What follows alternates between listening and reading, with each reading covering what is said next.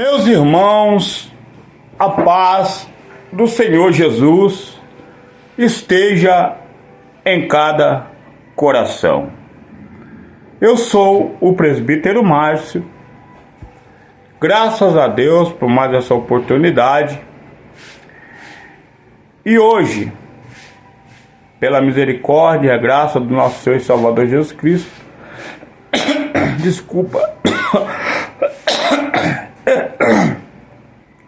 estamos dando continuidade nos meus vídeos, a qual o meu intuito é pregar a palavra de Deus, trazer ensinamento, orações e reflexões.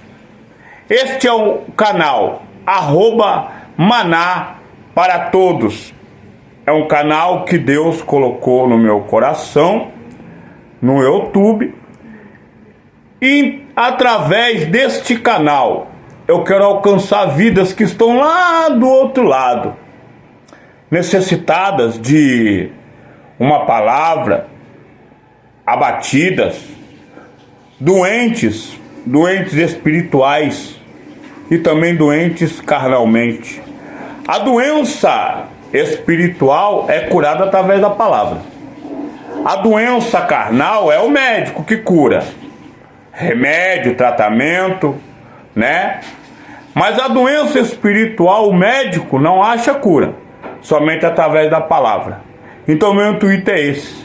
Tem muitas pessoas depressivas, tem muitas pessoas que necessitam de a força de uma palavra amiga. Um abraço faz a grande diferença. Amém? Então esse é o intuito de eu estar fazendo essas lives e também fazendo o canal, tá? E eu preciso de você, telespectadores, você que vai ouvir, você que vai assistir essa live. Eu gostaria de pedir para você compartilhar. Deixe o seu like nos ajuda muito, tá bom? Para que a palavra de Deus vá, né, de encontro àqueles que necessitam. Às vezes nós não podemos ir pregar em corpo presente nas igrejas. Só que a internet, ela ajuda a gente a chegar até onde a gente não pode ir. A internet, ela transpõe barreiras que você não pode ir. Amém? Eu estou fazendo este vídeo aqui agora, e esse vídeo pode chegar lá no Japão, nos Estados Unidos, na África, atravessar fronteiras aí, né?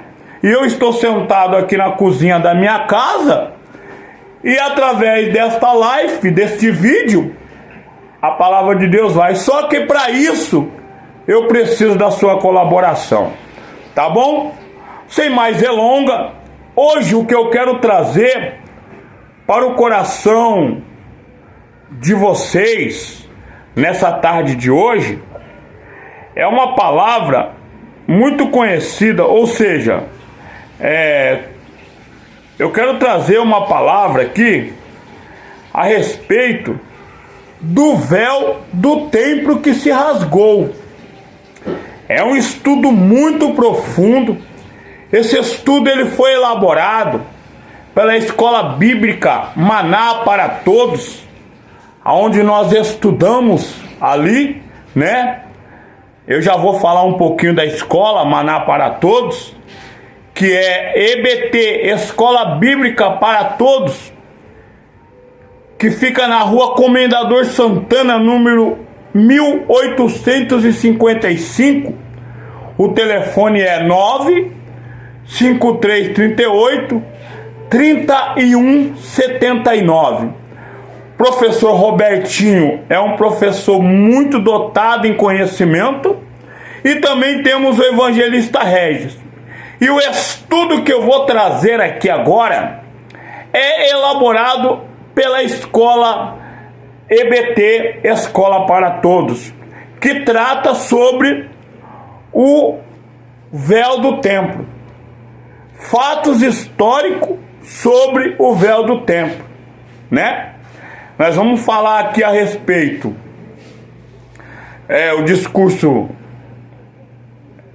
histórico, cultural e o fato sobre o véu do templo. Qual era o tamanho do véu? Quantos metros de largura tinha o véu do templo? Qual era o tamanho da espessura do véu do templo? Quantos quilos pesava o véu do templo? Porque o véu do templo mudou 42 vezes e muito mais. O véu era uma grande cortina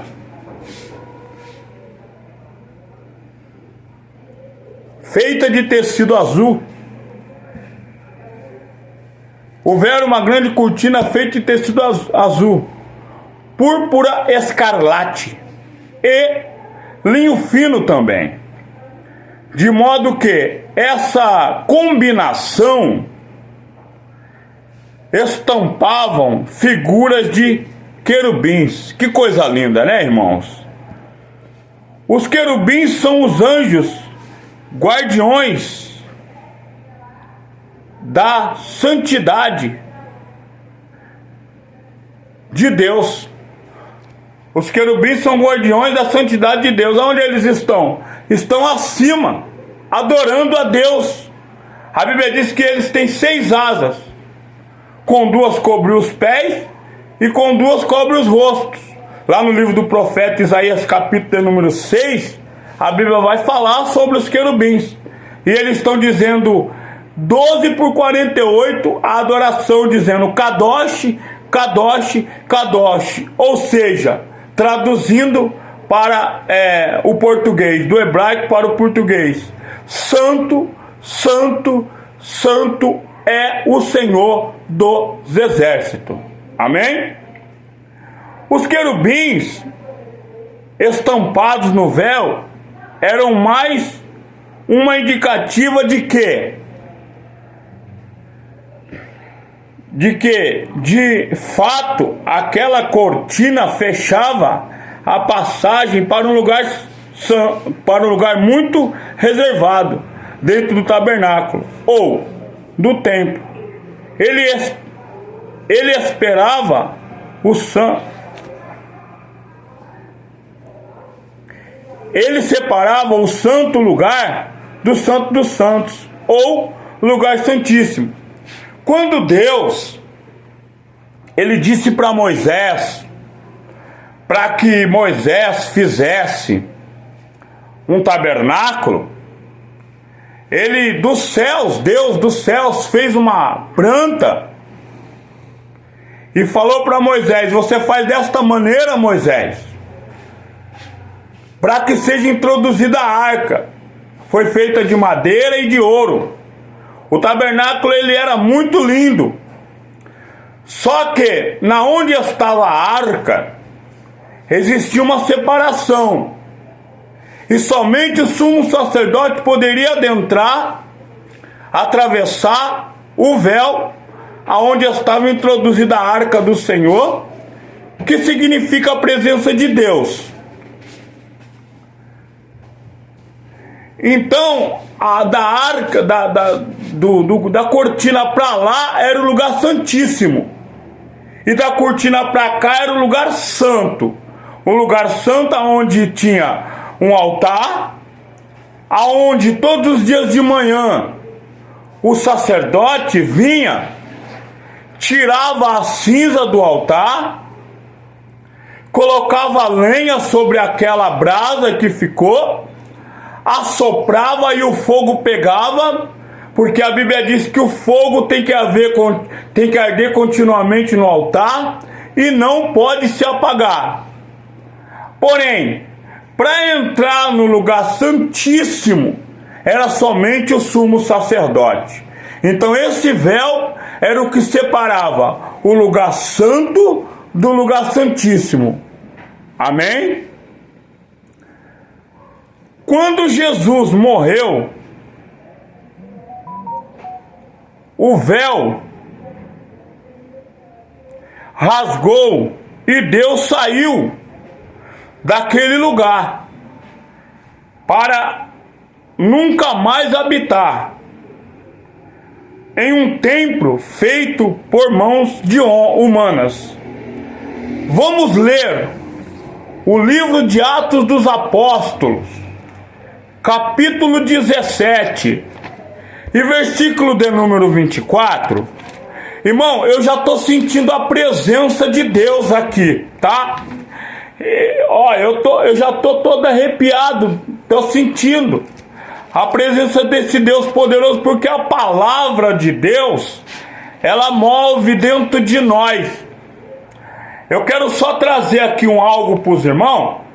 Quando Jesus foi ter com aquela mulher samaritana, que ele estava naquela fonte, e ele pediu água para ela beber, ele disse: se você soubesse quem fala contigo, tu me pediria e eu te daria água viva. Aleluia! Essa água viva é o Espírito Santo dentro de nós, irmãos. Elai Kamassubidaravassia. É o que eu sinto agora, a água movendo dentro de mim, o Espírito Santo movendo dentro do meu coração. A palavra de Deus é muito poderosa, irmão. A gente, quando está lendo a palavra de Deus, a gente está conectado com Deus. Vamos aqui, meus irmãos, livro de Atos dos Apóstolos, capítulo de número 17, versículo 24. Eu vou ler novamente o texto aqui para você entender o que eu vou ler aqui no Atos dos Apóstolos, capítulo 17, verso 24. Ó, quando Jesus morreu, o véu rasgou e Deus saiu daquele lugar para nunca mais habitar em um templo feito por mãos humanas. Deus deu um fim ao templo e seu sistema religioso e de adoração. Vejamos o que diz no livro de Atos dos Apóstolos, capítulo 17 e versículo de número 24.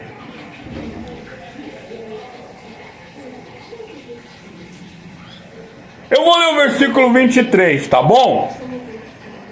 Pois passando eu e vendo os vossos santuários, achei também um altar em que estava escrito: ao Deus desconhecido. Ora, irmãos, me perdoem, eu tive que dar uma pausada no vídeo aqui, porque eu tive que resolver uma situação. Voltamos aqui ao nosso vídeo, ao nosso raciocínio. Eu vou ler novamente Atos dos Apóstolos, capítulo 17 e verso 23. Eu vou ler o 23, na verdade é o verso 24 para você entender. Paulo em Tessalônica e em Bereia.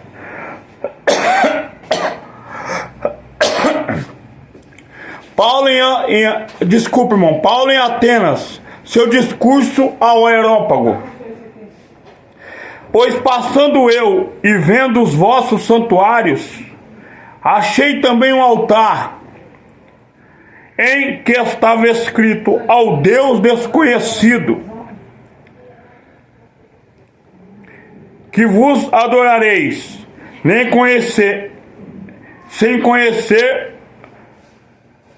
conhecer é o que eu vos anuncio.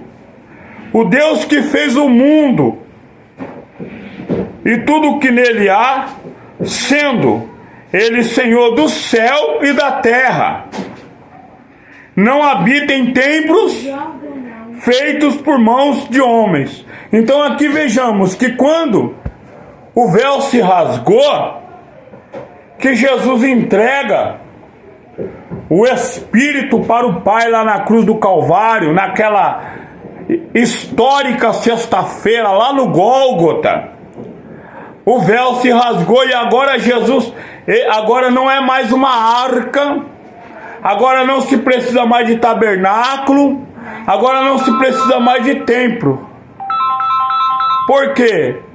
Jesus de Nazaré, ele agora, ele ressuscita, né? E ele é o tabernáculo vivo. Amém? Continuando aqui. O templo em Jerusalém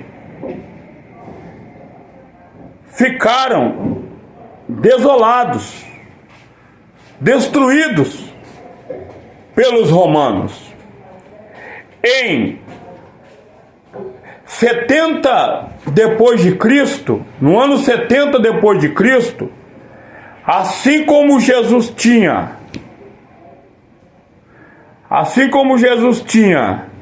profetizado em Lucas 13:35, enquanto o tempo continuasse a existir, isso significa a continuação da antiga aliança. Eu vou ler daqui a pouco a referência aqui, tá? Lá no livro de Lucas 13:35 e Lucas de Hebreus, livro de Hebreus 9, 8 e 9. Se refere à aliança que estava passada e a nova aliança que estava sendo estabelecida. Vamos ler o livro de Lucas. Deixa eu tentar virar aqui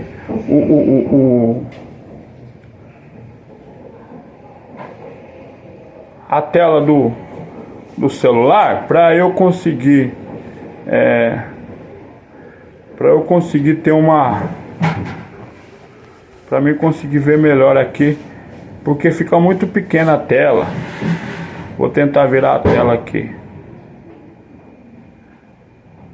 Irmãos, tá? Se haver alguma falha, me perdoa, tá? A gente vai procurar melhorar isso aqui, tá bom, meus irmãos?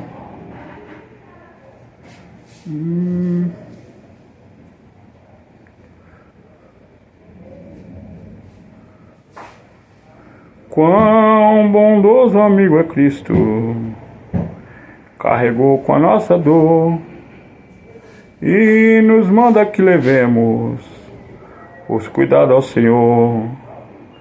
Falta o coração dorido, gozo, paz, consolação. Vamos chegar lá, irmão. Calma aí que saiu aqui tudo aqui, saiu do controle aqui um pouco a coisa aqui, irmãos. Mas vamos lá.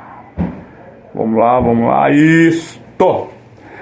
Vamos ler, irmãos. Aqui, ó. Lucas 13:35. Vamos ler Lucas capítulo 13 e versículo de número 35. Tá bom? Louvado seja Deus. Deus é bom, irmão. Jesus é bom em todo tempo. Jesus é bom em todo tempo. Se Deus é por nós, quem será contra nós, né, irmão? Pode vir vento, tempestade, pode levantar macumbeiro, catimbozeiro.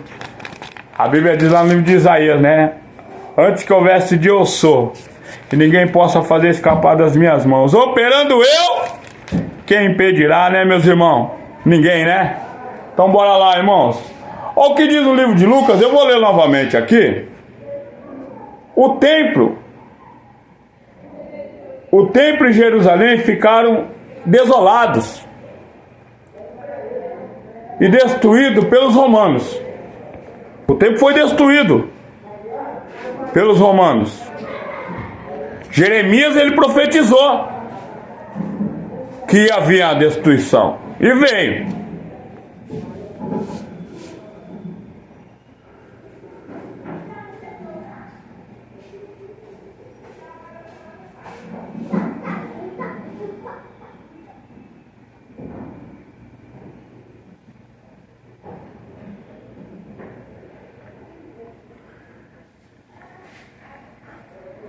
Em 70 antes de Cristo, 70 anos antes de Cristo, assim como Jesus tinha profetizado em Lucas 13:35. Vamos lá, está escrito assim, ó.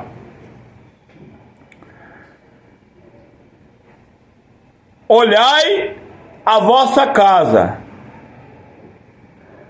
vos ficará deserta. Em verdade vos digo que não me vereis, mas até que venhas a dizer, bendito aquele que vem em nome do Senhor. Ele está dizendo, essa casa vai ficar deserta, o templo. Mas, em verdade eu vos digo, que não me vereis mais. Eu vou subir, eu vou para o Pai, eu vou me ocultar. Bendito aquele que vem em nome do Senhor. Agora vamos lá, outra referência.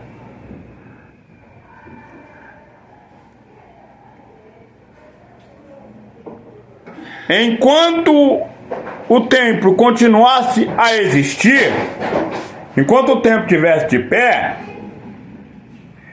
isso significa a continuação da antiga aliança, que é lá em Hebreus. Vamos ver o que está escrito em Hebreus? Hebreus não tem autor, tá, irmão? O autor de Hebreus, ele é desconhecido, tá? O autor de Hebreus é desconhecido. Se você quiser saber quem é o autor de Hebreus, você vai saber lá no céu, lá no trono, lá da glória. Lá o papai vai falar para nós quem é o autor dos Hebreus. Quem sabe ele até não apresenta o autor dos Hebreus para nós, né? Louvado seja Deus. Hebreus capítulo de número 9, versículo 8 e 9. O Espírito Santo estava dando a entender com isso que o caminho do Santo dos Santos ainda não está desconhecido, ainda não está descoberto. Enquanto continua em pé o primeiro tabernáculo, esta é uma parábola para o tempo presente, em que se oferecem tanto dons como sacrifício, que quanto a consciência não pode aperfeiçoar aquele que presta o culto, não passam de ordenanças de comida, bebidas e várias cerimônias de purificação, impostas até a época da reforma. Aqui está falando do culto do tabernáculo, né? O apóstolo Paulo falando, né, sobre o Espírito Santo, que estava dando a entender para as pessoas, né, que o caminho do Santo ainda estava descoberto. Amém? Por quê? Porque quando Jesus veio, né, ele estava falando que ele iria para o Pai, ele falou que ia destruir o templo, em 3 dias reedificaria e tal, só que o povo não entendeu, que era o templo, era o seu corpo. Mas aqui Paulo vem explicando a respeito disso aí, tá bom? Bora lá.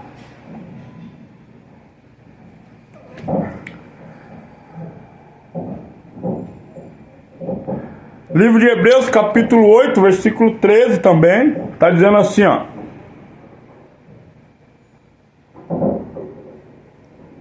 Eu vou ler o versículo 12. Pois lhe perdoarei a maldade de seus pecados e de suas iniquidades. Não me lembrarei mais. Dizendo, nova aliança, ele tornou antiquada a primeira. Ora, aquilo que se torna antiquado, envelhecido, perto está de desaparecer. Amém? Continuando aqui. Oh meu Deus, saiu fora aqui. Esse vídeo não tá legal não, meu.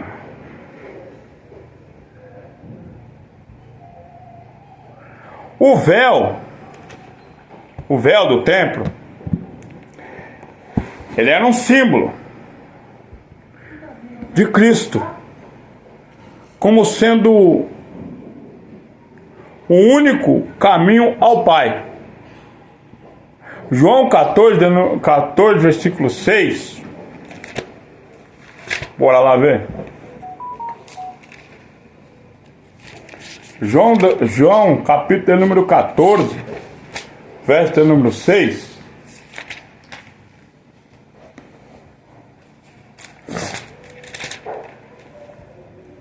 Respondeu-lhe Jesus: eu sou o caminho,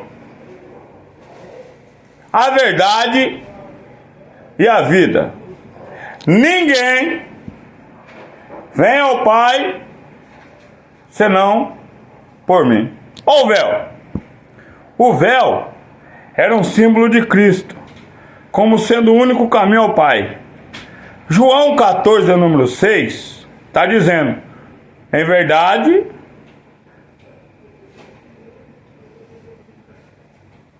ele está dizendo, eu sou o caminho, a verdade e a vida, e ninguém vem ao Pai senão por mim. Então, ele é o véu, né? O véu era um símbolo de Cristo como sendo o único caminho ao Pai. Isso é simbolizado pelo fato de que o sumo sacerdote tinha que entrar no Santo dos Santos através do véu. Então quer dizer, somente o sumo sacerdote podia entrar lá através do véu. Agora, Cristo é nosso superior sumo sacerdote. Quando acreditamos no seu trabalho completo, passamos a compartilhar do seu sacerdócio. Precisava do sumo sacerdote naquela época e do sacerdote, porque somente eles poderiam oferecer sacrifício, somente eles poderiam pegar o incensário,